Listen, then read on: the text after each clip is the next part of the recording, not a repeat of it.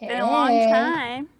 How are literally you since doing? yesterday. Well, I guess if we don't count like lockdown. Well, in persons used to be nice, remember? Like we used to be able I to go have dinner and No, I I don't remember. know. I remember all the food I eat at places I visit. It's my favorite thing. I know, right? It's like I can't even remember the last time I went to a restaurant and that's kind of sad. Same. Actually, you know what? I do remember it was DevOps Days New York City, the first and last event of the year. I know. I was so glad that we were all there together because it's kind of a nice, Yeah. nice last thing to do in person. Right. So Right. I really enjoyed your talk, and I've actually, kind of spoken on sort of similar topics before. And the perspective I usually take on this is that we actually encourage people to be heroes all the time, right? Companies implicitly and explicitly pay people to reward people for these behaviors, right? So whether or Yeah. not it's singing praise to the person who worked the most hours or the smartest person in the room or whatever it is, there's a lot of, we encourage inclusivity, but we reward competition type of thing, right? Um, Yes.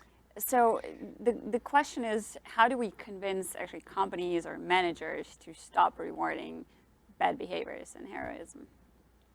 So a couple of different parts to that. There's first you have to convince them that the behavior is bad because it doesn't feel bad to have someone who knows things.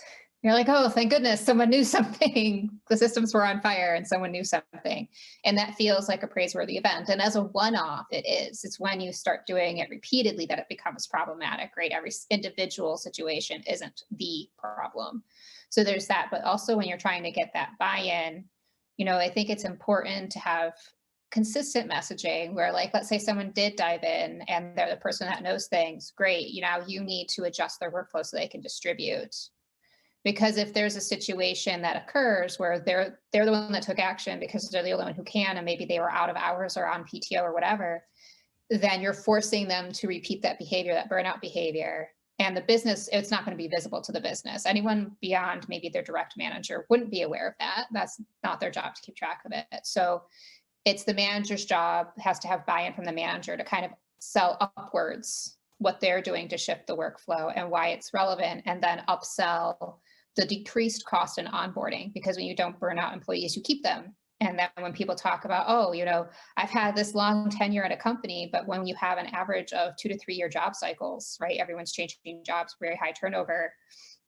We used to, as recently as a decade ago, people would go to a job and stay there for like the decade or two of their working life. We just don't do that anymore. And some of it is burnout related. And you can upsell that and be like, we could do this again, if only. And you can upsell it to the business that way as well. You mentioned turnover as a metric. What other tools can you use as a manager or non-manager to sell it upstream, like you said? When you're kind of looking at the way the metrics touch what you directly want, and you're looking how they move in the opposite direction from what you want. So for example, you want more features. That's something that people say a lot in dev. So we'll pick on it some. So we want more features, but our feature releases are down again and again. And the reason they're down again and again is because of high turnover and onboarding. Like, it makes sense that they're down, but if we allow it to just be, oh, this just is, instead of doing the proactive things to prevent it from being just is, that's how you can upsell and be like, well, actually, we could do more, release faster, and not just in the we need to automate a pipeline kind of way, which is also a thing, but also in the protecting our humans way.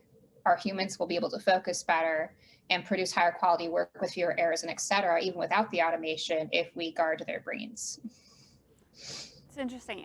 So there's another part of this, right? We just talked about, so how do we discourage managers from encouraging heroism? But the truth is that we like to be heroes, right? Each one of us enjoys being the spotlight and being the smart person in the room and being rewarded for solving the problems and that sense of importance that comes with it. So how do we convince people to stop acting that way?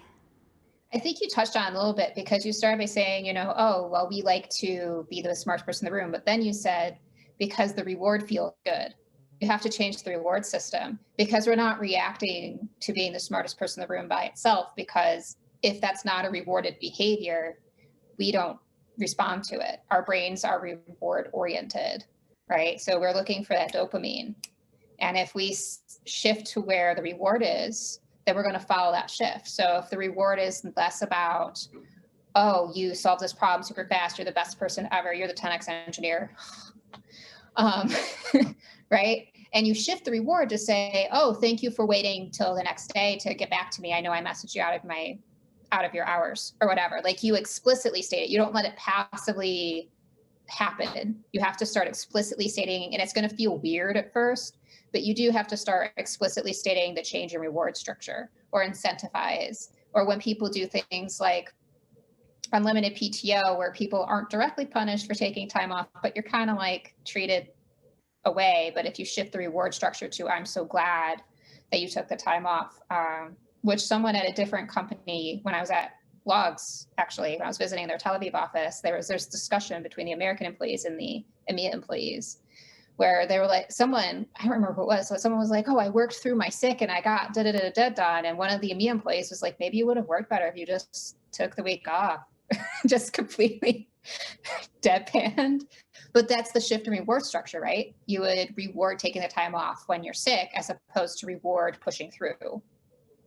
That's a good example of culture too. Like, it's continental culture, but also workplace culture of don't work through your sick time, you silly Americans, but also, you hero worshipers. And right. I will say that Israelis are also very hero culture, so that kind of surprises me. But, I wanted to say, like, the other question that I wanted to ask is, when we're interviewing for a new job, like, what are the warning signs to identify, like, this is a company that's all about heroism, like, I really don't want to work here because they're probably going to burn out in the next, few months? Yeah. You would start to try and, similar to the way that you can't always directly measure what you want, you can't always directly ask what you want. It's going to be, unless you're in a really comfortable interviewing situation, you're not going to be able to directly ask. So how would you handle it if I didn't respond to your question on PTO? Because they're going to know the right answer to give anyway, right? But you're going to want to start to ask around it, like the implications. So if you start in your head kind of brainstorming before you get to that level, section, whatever of your interview process, you can start to think, okay, I need to be able to guard my time. So start asking them about how they view PTO, or how they view being able to truly unplug from a machine. Ask what their expectation is. Say, hey, when I unplug at the end of business day, am I expected to kind of have Slack on my phone or whatever, so that I'm still reachable, or can I truly disconnect? And when you start to ask around your expected behaviors, you can kind of start to see if they expect you to never truly be offline. And that would be a red flag. Or you can start to see, okay, well, how would you handle it if, you can usually ask how you would handle if you don't get something through, or you miss the deadline, or you drop a ball or whatever. You can say, what kind of supports are there in place, or how can I reprioritize? Do you reprioritize when things come up like that? And try and ask around to get them to reveal their actual process instead of the canned right answers. And that will help reveal any red flags in that area. And it's all personal, right? So there are a lot of different companies, and corporate culture, at least in America, is very heroic, and that's not even IT specific. So you might have to do some trade-offs where you're like, okay, well, they don't expect me to truly unplug, but mitigating factors. And you might be making decisions like that too. And like you said, processes. Another process I've found that's helpful to look for is on-call rotations. Is there on-call? Do you have that concept? How do you escalate? And if there's not a good answer, that might mean everyone's on call all the time, like red flag. Or if there is an on-call rotation, do you respect it? If you're not on call, do you actually unplug? Right. And that would be situational to your role too. Like, how do they pull in other people into the on-call? Do they, not just escalating out of the team, but like at PagerDuty with the incident command, we have an incident commander who's not one of the subject matter experts explicitly, so they can do their thing. And how advanced or how granular is their structure for that? I honestly forgot you worked at PagerDuty for a second when I just like slipped in on call. And it wasn't. Wait, I totally thought you did that on purpose. So I was like, yeah, we can do that. And I will say, like, this is 100% a very indicative question, because, like, if a company doesn't have an on-call, then everyone's on call all of the time. And then like you just immediately know that it's going to happen. No matter how far you are from production, you're going to end up fixing an issue on a Saturday night after your second margarita, right? And that just doesn't bode well for anybody. No, it doesn't. So this one of the advice that I hear often is sort of like make people go on vacation or something like that, see how the team deals without them and stuff like that. But how do you really, like, I've never seen a company actually execute it. I've never seen a company, except for people who are regulated and who have to do it, actually force people out on vacation. So how can we handle this capacity planning, and how do we create the process to ensure that people actually take time off and don't become Brents? So that a little bit falls on the direct manager, because you can't expect people a degree or 2 or 5 like separated to be keeping track. So when you start to socialize the manager, but the manager is going to be mirroring behaviors, right? So if the manager is freely taking PTO, the employees are going to freely take PTO. If the manager is truly unplugging, the employees can truly unplug. So that's one thing that you can start to do, because really, realistically, the employees are going to start to mirror the manager or whomever they're directly reporting to try and get like what the cultural baseline is. But in terms of the encouragement, sometimes the encouragement can be very passive like that. You're just setting up and mirroring what you want to see and kind of getting people to follow. But if you notice that people aren't following, like you're setting up and modeling this behavior, but people still aren't acting on it for a variety of reasons, you can still start to poke them. For example, my birthday was in June, and I didn't initially plan on taking a day off or anything for it because I had just started PagerDuty in May. And then my manager's like, DMing me on Slack, why aren't you taking a day off for your birthday?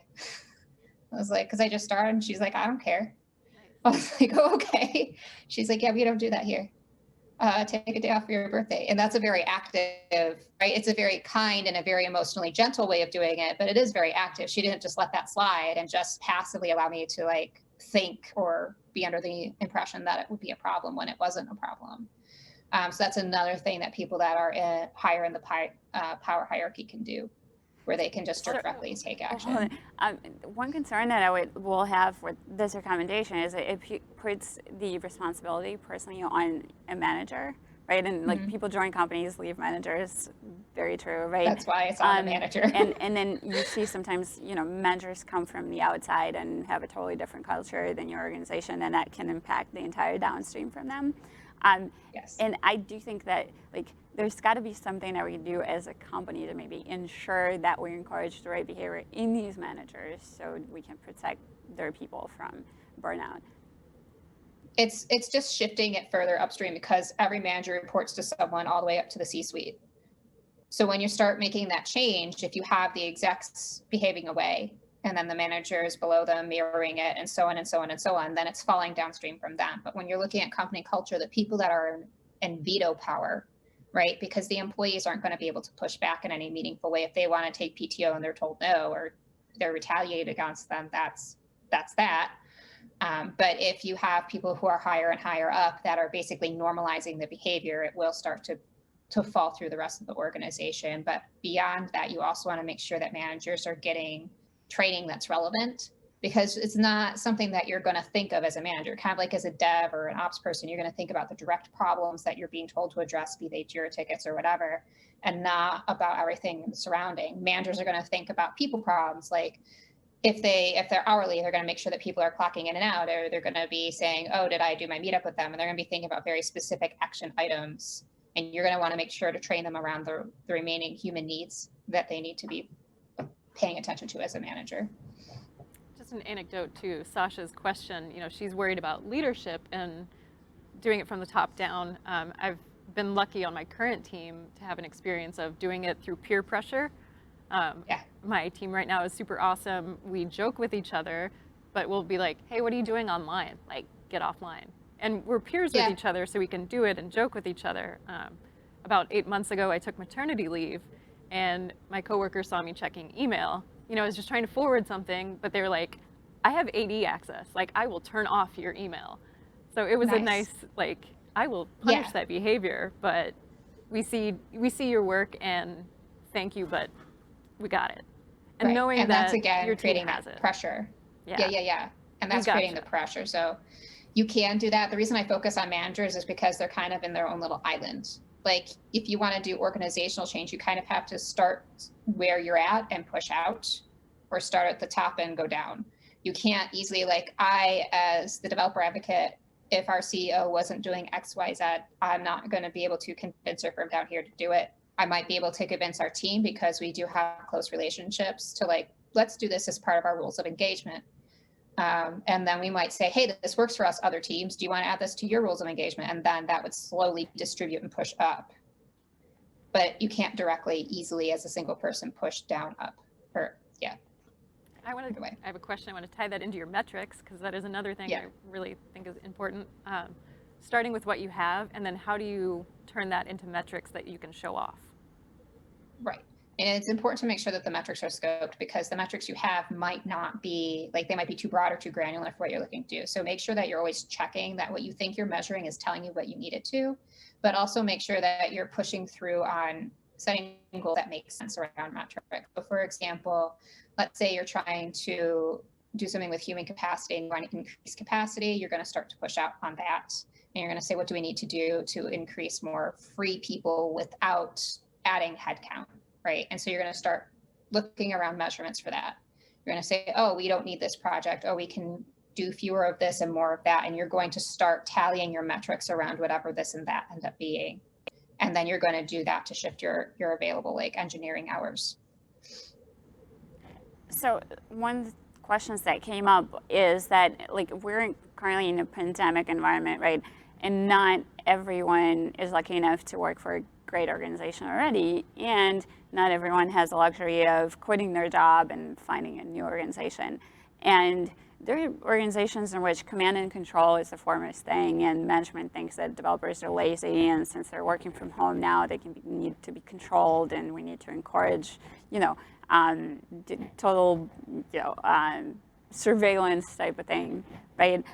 How do you even bring out the idea that, we need to be concerned with burnout and brain fog and worried about hero culture?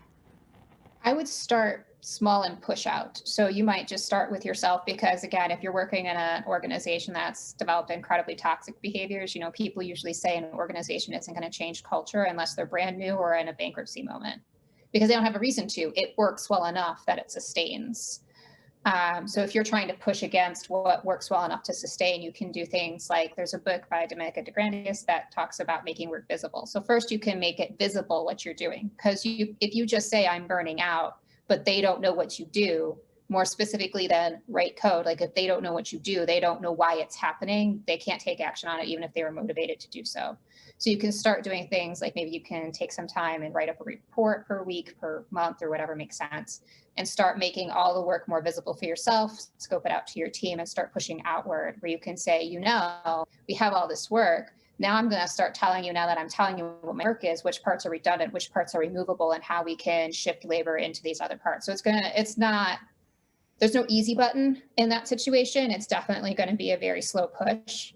I think it can slowly be done, especially once you start to get buy-in from other teammates and other teams that are probably suffering too, right? And so once you start getting that done, that's how you would push out. Yeah. So another question is, do we have any resources on your talk and the metrics that we've talked about that people can find online? Yeah, so I linked to my talk in my channel in the Discord, and it has all the resources and some supplementary reading that went into the talk, including that. Yes. Awesome. All right.